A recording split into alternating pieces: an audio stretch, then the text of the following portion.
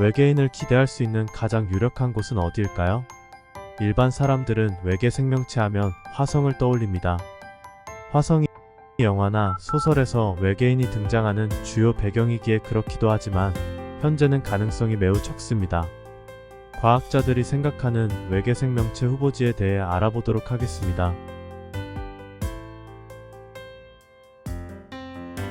과학자들이 먼 우주에서 바다를 찾는 것은 액체 상태의 물이 있어야 생명체 존재가 가능하다라고 생각하기에 물이 있는 천체들을 찾고 있습니다. 우리 지구에서 생명을 탄생시킨 곳은 바다입니다. 과학기술의 발달에 따라 태양계의 숨은 바다가 하나씩 드러나고 있습니다. 물기둥이 관측된 목성의 위성 유로파와 토성의 위성 엔셀라두스는 액체 상태의 물이 존재할 가능성이 매우 높고 지구 초기의 생명체 탄생 환경과 꽤 닮았다라고 보고 있습니다. 액체 상태의 바다가 존재하는 토성의 위성인 엔셀라두스가 생명체가 존재하는 유력한 후보지로 꼽히고 있습니다.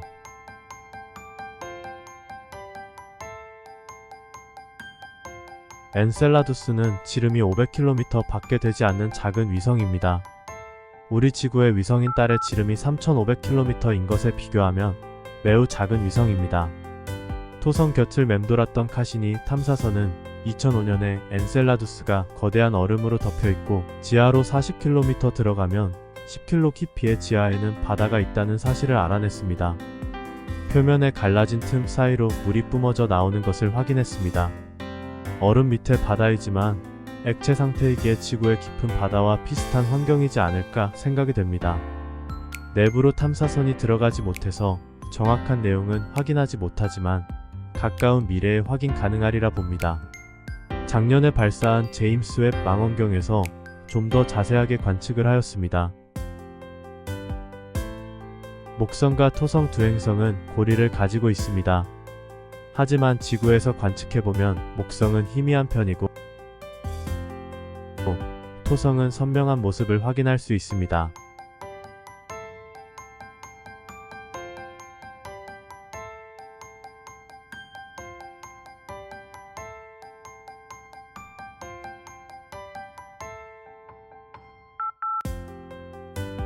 갈릴레오 탐사선이 탐사한 결과 목성의 고리는 암석 부스러기로 이루어져 있었습니다.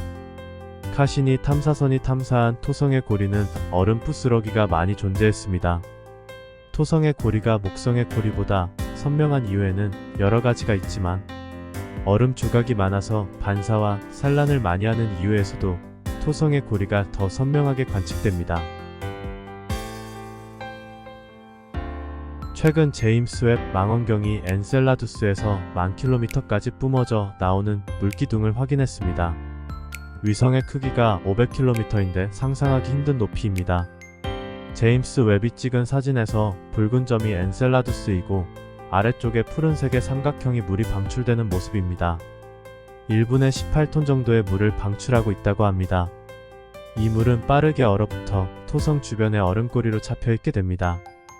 카시니 탐사선이 이 얼음들을 조사해보니 생명체에 꼭 필요한 원소들이 존재한다는 것을 확인했습니다.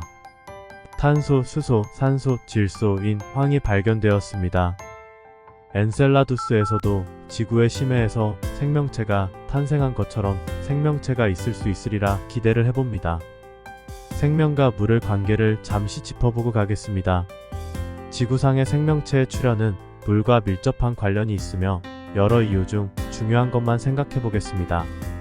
물은 수많은 물질을 녹이는 최고의 용매여서 생명체에 필요한 물질들을 제공할 수 있습니다.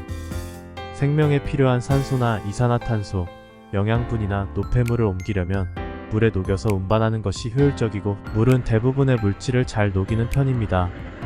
우리가 손을 물로 씻는 이유도 물에 많은 물질이 녹아서 물로 씻습니다. 물은 해저의 열수 분출구 또한 중요한 역할을 했습니다. 물은 해저의 열수 분출구 주변에서 물질을 배출하는 중요한 역할을 합니다. 이 분출구는 미네랄이 풍부하고 뜨거운 물을 차가운 바다로 방출하여 화학적 조건을 만들어줬습니다. 초기 생명체가 번성하고 진화할 수 있는 에너지원을 제공한 셈이죠.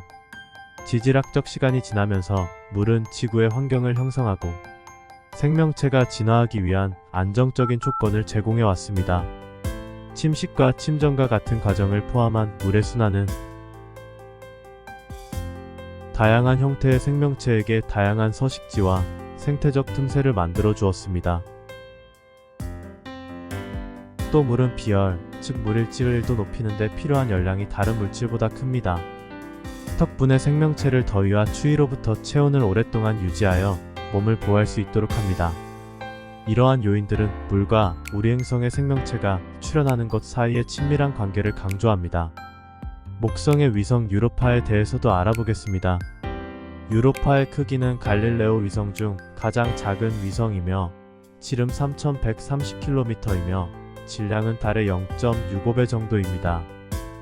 표면이 두꺼운 얼음층으로 되어 있고 그 아래 액체 상태의 물로 이루어진 바다를 가지고 있는 것으로 믿어지고 있습니다. 그래서 외계 생명체의 잠재적인 존재 후보가 되고 있습니다.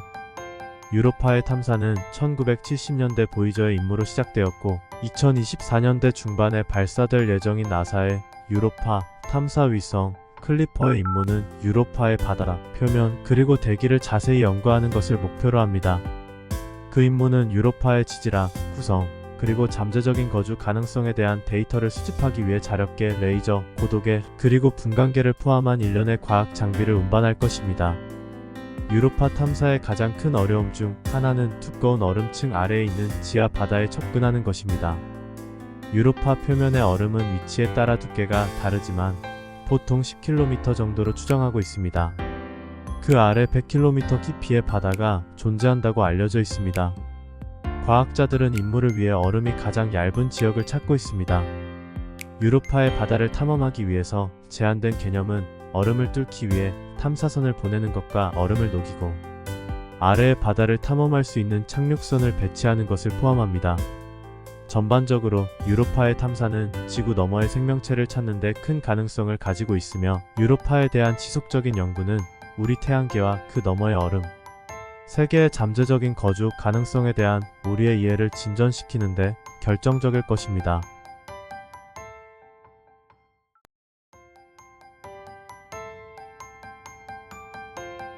지구에 있는 모든 물을 모은 이미지입니다. 지구 지름의 25%인 유로파에 있는 물을 모은 이미지와 비교해보면 유로파를 왜 탐사해야 하는지 직관적으로 알 수 있습니다. 수치로 나타내면 지구의 물을 모은 공의 지름은 690km이고 유로파의 물공의 지름은 880km입니다. 얼마 차이가 나지 않는 것 같지만 부피를 계산해서 따지면 2배 정도 차이가 납니다. 천체의 크기에 비해 매우 많은 물이 있고 액체 상태로 존재한다니 생명체가 원시 형태로라도 존재할 가능성이 있을 것입니다. 바다에 의해 생명체가 존재할 가능성이 있는 유로파를 여러 나라에서 탐사하고 싶어 합니다.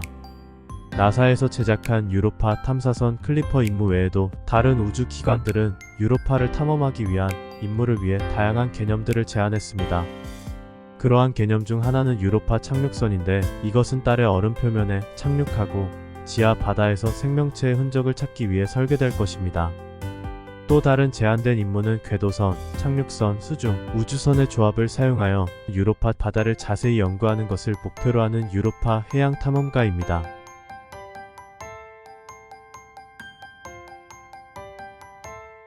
그러한 임무는 잠재적으로 생명체의 징후를 직접 찾기 위해 탐사기를 바다 아래로 보낼 수도 있습니다. 유로파의 생명체가 살 수 있는 가능성은 액체 상태의 물과 탄소, 질소, 산소와 같은 생명체에 필요한 화학 원소들 뿐만 아니라 유로파의 지질학적 활동으로 인한 에너지원 때문입니다. 일부 과학자들은 심지어 유로파의 바다가 복잡한 다세포 생물을 지원할 수 있을 것이라고 추측합니다. 하지만 유로파가 지구 너머의 생명체에 대한 유망한 후보이지만 생명체가 그곳에 존재한다는 것은 보장되지 않는다는 것을 주목하는 것이 중요합니다. 유로파의 거주 여부를 확인하기 위해서는 추가적인 탐사와 과학적인 조사가 필요할 것입니다. 전반적으로 유로파의 탐험은 외계 생명체를 찾는 흥미롭고 중요한 캐척지를 나타냅니다. 이 얼음 위성을 연구함으로써 우리는 우리 태양계와 그 너머의 다른 얼음, 세계의 잠재적인 거주 가능성에 대한 통찰력을 얻을 수 있을 뿐만 아니라 지구 너머의 생명체에 대한 최초의 증거를 잠재적으로 발견할 수도 있습니다. 2020년 중반에 출발하기로 한 탐사선이 아직 출발 못했으니 결과를 알려면 조금 시간이 걸릴 듯한 것이 좀 아쉽습니다. 이외에도 태양계 전체에 물이 존재할 가능성이 있는 곳은 9곳 정도가 있다고 나사에서 발표했습니다. 얼핏 보기에 우리 태양계 안에서는 지구에만 바다가 있고 나머지 천체에는 물 없이 건조한 지표면만 가진 황량한 꽃처럼 보입니다. 하지만 목성과 토성의 달들은 지표면 아래 거대한 바다를 품고 있는 것으로 드러나고 있습니다. 외소행성인 세레스와 명왕성 또한 유사한 저수지를 가지고 있는 것으로 확인이 되었습니다. 아마도 우리는 우리가 살아있는 동안 인류가 태양계와 그 너머에서 유일한 생명체인지 아닌지에 대해 답을 찾는 세대가 될 것입니다. 물이 생명체가 살아가는데 중요하지만 일부 과학자들은 물을 필요로 하지 않는 다른 형태의 생명체가 있다고는 하지만 우리는 그것이 생명체라고 하지 않고 인지하지도 못합니다. 일단은 물이 있는 축축한 환경에서 우리와 비슷한 외계 생명체를 찾아보고 그 후는 나중에 생각해봐도 될 것입니다. 나사에서는 우리 태양계에 물 있는 천체를 가니메데, 칼리스토, 유로파, 타이탄, 미마스, 엔셀라두스, 트리톤, 세레스, 명왕성 등으로 얘기를 하고 있고 계속 조사 중입니다. 빠르면 앞으로 10년에서 20년 사이에 지구 밖의 생명체 존재 여부에 대해서 확인할 수 있을 것입니다. 관심을 가지고 알아간다면 조만간 좋은 소식이 들리리라 생각됩니다. 이 동영상이 여러분에게 유익하고 흥미로운 정보를 제공했기를 바랍니다. 감사합니다. 구독과 좋아요는 선택입니다.